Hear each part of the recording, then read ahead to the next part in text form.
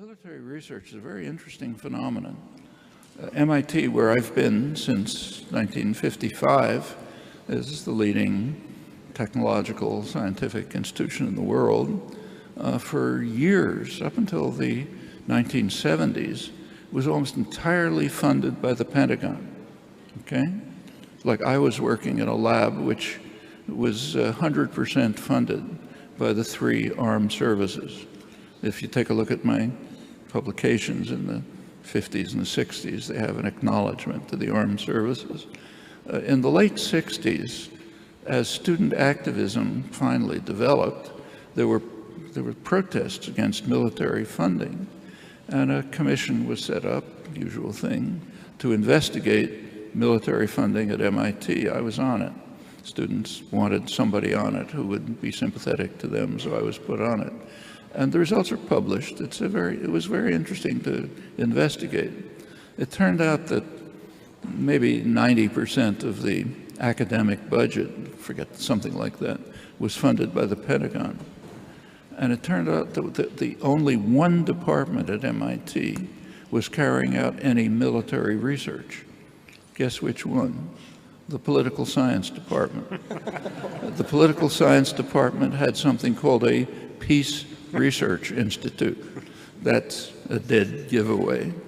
The Peace Research Institute was involved in counterinsurgency work in Vietnam. They were sending students to Vietnam to do their dissertations on how to pacify, you know what that means.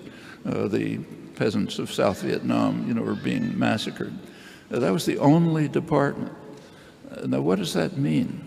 Well, military research is a device for compelling the population to fund the profits of high-tech industry.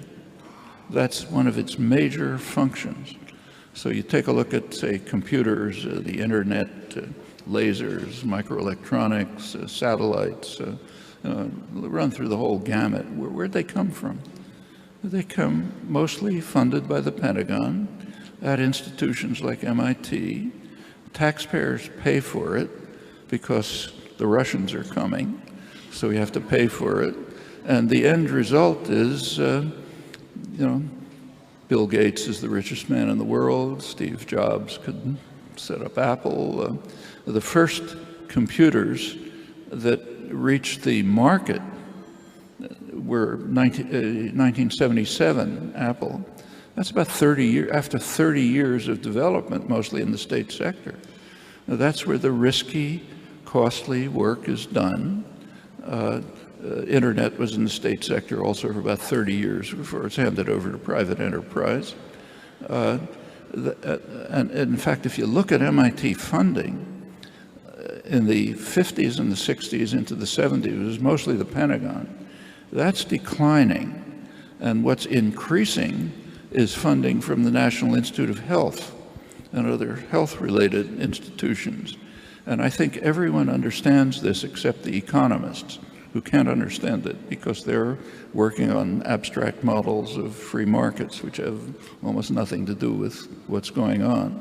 But the reason for that is that in the 50s and the 60s, the cutting edge of the economy was electronics-based. And a good cover for public spending there to create the economy of the future is the Pentagon. Increasingly, the cutting edge of the economy is biology-based. So now the taxpayer pays in different ways. If you looked around MIT and other research institutions, MIT, others are like this, in the 50s and the 60s, you saw electronic firms, Raytheon, I.T., big electronic firms. Walk around MIT today, you see Novartis, other pharmaceutical corporations, ripping off, stealing the technology that's being developed in the state sector and using it for the profits of the future. That's the way the economy works. It's a very, if you read the newspapers, Financial Times, the German economic newspapers, they're constantly talking about free enterprise and markets and so on. I mean, there's some crucial facts about markets I mean, you can like them or not, but there are some properties that they have. One property is that, say, if you invest in a risky enterprise and you invest for decade after decade, and risky and costly, and if after all of this there's some profit, it's supposed to go back to you. That's not the way the economy works. The taxpayer is extorted, essentially, to pay for the risky and costly developments, literally for decades, and doesn't get a penny back for it. The profits go to private enterprise. That's our free enterprise economy. And the Pentagon was a funnel.